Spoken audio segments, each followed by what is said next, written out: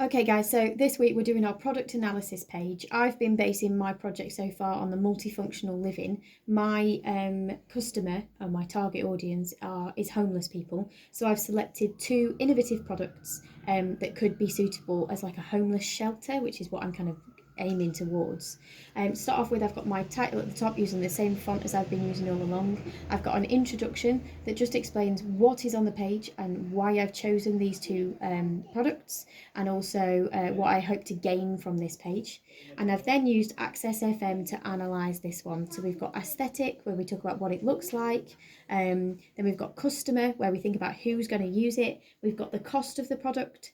We've got the environmental impact, or what the environment feels like inside the actual product. We've then got safety, which is the safety is whether it's breathable, whether it's safe to be in, and then you've got function, and then you've got material. Then I'm going to do my next one, which actually looks like a lump of cheese, but again we're going to use ACCESSFM, and then I'm going to leave this little space here at the bottom for my conclusion. You should really be analysing between 3 and 5. I would probably go for about 4 because you can fit 2 on a page, depending on how big you've actually made them, but you do need to fill the page. Okay, so I'm starting off with, on this one, I'm going to do the aesthetic. So I write it at the top to make sure I've not forgotten what I've done. So aesthetic, it looks like a lump of cheese, doesn't it? Like a lump of Swiss cheese. So looks like cheese. It's bright yellow, which isn't very inconspicuous, and has holes cut in to look like Swiss cheese. Then we've got customer. So at the moment, I quite like my arrow to go all the way to the people, really. So I'm going to go customer. At the moment, the customer for the actual product is children, but I'm going to discuss how I would alter it to make it suitable for my target audience. So I'm going to put current customer is children. Target audience could be altered with probably a change of appearance, really, of appearance or colour. I don't for one second think it's not big enough, because you can see that the children are stood here and there's still quite a lot of room left. And if it's to be used as a homeless shelter, likelihood is that they'll be sat or led down in it. So I don't think it's not big enough. I just think it looks quite childlike because of the fact that it's been done in yellow. The next one is cost. So it's been made from wood in this case, which is not a mega expensive material. So I'm going to cost, I'm going to put cheap materials. But again, just like my other one, I'm going to say would need to be free. Free to stay in. So I've got access, so A, C, C, and then E is the environment.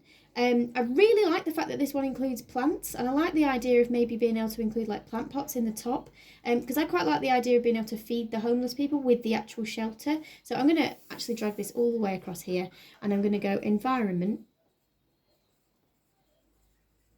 and I've gone use of plants, could be used to provide food. I'm running out of room a little bit. So there's my environment one. Then I've got safety. So I'm not worried about the safety of this one at all, but I am a bit concerned that they might get cold because it doesn't seem to close at the back. So I'm going to put safety. Could be too cold. So I'm relating it back to my own target audience all the time. For homeless people,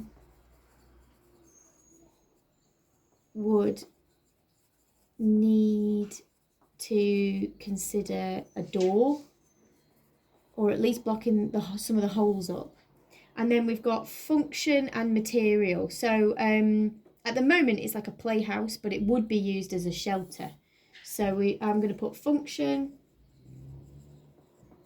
Currently, a playhouse could be a shelter. And then finally, the material, which we said was wood, which is a sustainable material because it grows back. So we can just put material, wood, sustainable, and safe. And that's that for my analysis. And then the last thing I need to do is just put a little conclusion in the bottom. So I've been calling my conclusions "so what," I think, on all of my pages. So I'm just going to give myself a couple of lines. They're a bit wonky, sorry about that. Just so that it's definitely separate from my annotation. And I'm just going to put a little there so that it's definitely separate. And then I'm going to write what I've sort of achieved from this page and what I like about it the most, what I like about the products, what sort of things am I going to take forwards into my own product. So I really like the idea of incorporating plants into the structure to provide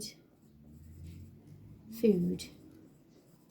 And I'm going to research like seasonal food to see whether that could be done all year, because most things flower in the summer, don't they?